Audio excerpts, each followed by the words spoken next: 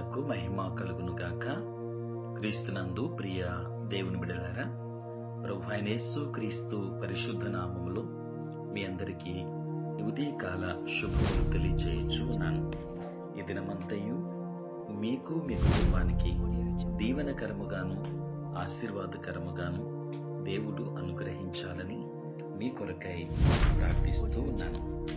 నేటి దినము కొరకు ఏర్పాటు చేయబడిన దేవుని వాక్యము కొరింథీ మొదటి పత్రిక 13వ అధ్యాయం 8వ వచనం. ప్రేమ శాశ్వత కాలముండును. ప్రియులారా, నేటి దినము కొరకు ఏర్పాటు చేయబడిన ధ్యానాంశం శాశ్వతమైన దేవుని ప్రేమ. ప్రియులారా, చదువుబడిన వాక్య భాగాన్ని మనం గమనిస్తే పౌలు ఈ మాటను ఎలా చెప్పగలిగాడు? దేవుని ప్రేమ ఎన్నడూ విఫలం కాదు. ఈనాటి కంటే అత్యధికముగా అతని రోజుల్లో, అనగా పౌలు రోజుల్లో ద్వేషం, స్వార్థం, హింస, ఇంకా అనేక కీడులు సంభవిస్తున్నాయి. పౌలు హింసను అనుభవించాడు. అతడు రక్షణ పొందక ముందు ఇతరులను హింసించాడు. రోమీయుల చేత కాల్చబడిన, సింహాలకు ఆహారముగా తోసివేయబడిన క్రైస్తవులను గురించి అతడు నిశ్చయముగా విన్నాడు. ప్రియులారా, క్రీస్తు శకం 70వ సంవత్సరంలో రోమీయులు యెరూషలేమును పూర్తిగా నాశనము చేసి పట్టణములో ఉన్న ప్రతి ఒక్కరిని, ప్రతిదాన్ని దోచుకున్నారు. కొరింథీలకు ఈ పత్రికను వ్రాయక ముందు ఈ విషయాలు జరిగితే పౌలు విషయాలు మార్చేవాడా? నిశ్చయముగా మార్చడు. ప్రియులారా, యోహాను మొదటి పత్రిక 4వ అధ్యాయం 8వ వచనములో దేవుడు ప్రేమాస్వరూపి అని వ్రాయబడింది. ఆయన ఎన్నడూ విఫలం చెందడు. దేవుడు ఎల్లప్పుడూ గెలువడని ఒక కోణంలో అనిపిస్తూ ఉంటుంది, కానీ అది నిజం కాదు. ఉదాహరణకు, పౌలు రోజుల్లోని క్రైస్తవుల హింసను ఒకసారి గమనించండి. చరిత్రను 20/20లో వీక్షిస్తే అనేక మంది రోమీయులు క్రీస్తును హత్తుకొన్నారని హతసాక్షులవుతున్న క్రైస్తవులతో చావడానికి సింహాల మైదానంలోకి దుమికారని చరిత్ర చూపుతుంది. రోమీయుల హింస వలన క్రైస్తవ్యం అసాధారణ స్థాయిలో వ్యాపించింది. 30 ఏండ్ల లోపే రోమా లోకానికి సువార్త అందింది. 300 ఏండ్ల లోపే ఓటమి ఎరుగని రోమా సామ్రాజ్యం దేవుని ప్రేమ చేత జయించబడింది. క్రైస్తవ్యం అధికారిక మతముగా మారింది.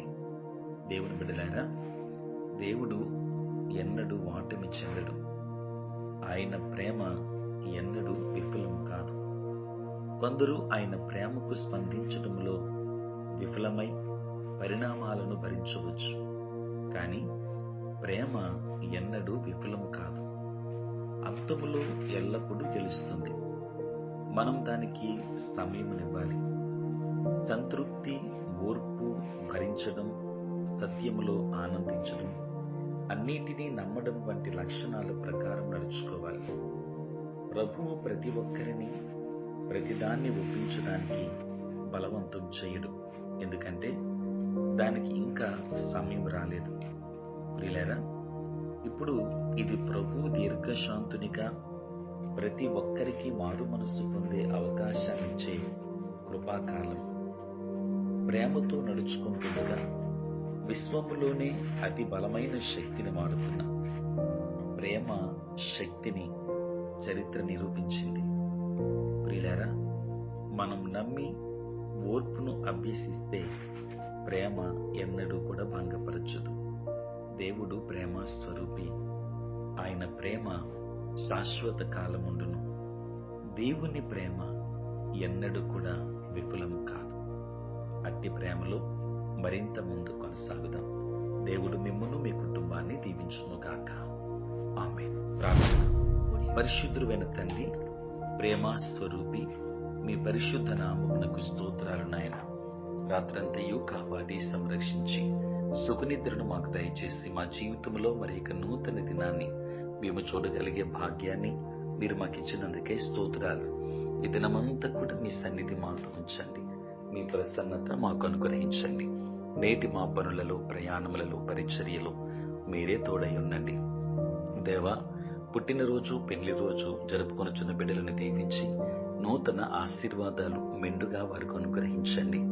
తండ్రి, నీ స్తోత్రాలు చెల్లిస్తూ ఉన్నాం నాయన. నీ ప్రేమ శాశ్వతమైనది కనుక అట్టి ప్రేమలో మరింతగా మీ ముందు కొనసాగడానికి సహాయం చేయండి తండ్రి. అనుదినము ఈ ప్రాతకాలపు ధ్యానములలో ఏకీభవించుచున్న ప్రతి ఒక్క బిడ్డను మీరు ఆశీర్వదించుమని ప్రార్థిస్తున్నాను.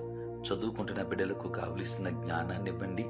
నీ సేవా పరిచర్య చేయుచున్న ప్రతి సేవకుని మీరు ఆశీర్వదించండి. సార్వత్రిక క్రైస్తవ సంఘాన్ని మీరు దీవించుమని ప్రార్థిస్తూ ఉన్నాను తండ్రి. బలహీనులైన బిడ్డలను నాయన, సమస్యలతో ఉన్న బిడ్డలను మీరు జ్ఞాపకం చేసుకోండి. వారికి కావలసిన శాంతిని, సమాధానమును, ఆయురారోగ్యములను అనుగ్రహించుమని, ఈ దిన దీవెనలతో నింపమని యేసు నామములో ప్రార్థించి వేడుకొనుచున్నాము తండ్రి. ఆమేన్.